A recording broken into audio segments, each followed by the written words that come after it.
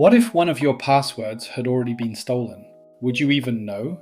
If you are using the Passwords app, your iPhone actually checks for leaked passwords automatically, and most people have no idea it's doing it. Here's how to check. Open the Passwords app. Tap on Security.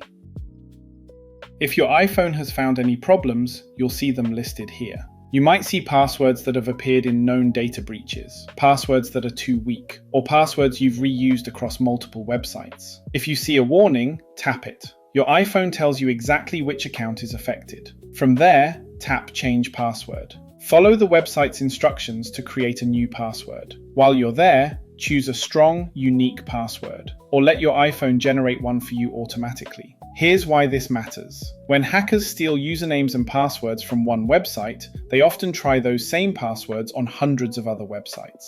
If you've reused the same password, multiple accounts could be at risk. The good news is, your iPhone constantly checks against known compromised passwords without revealing your passwords to Apple. So it's helping protect your accounts in the background. This is one of the most important security features on your iPhone. It takes less than a minute to check, and it could save you from losing access to your email, banking, or social media accounts. Go and check yours now. You might be surprised by what you find.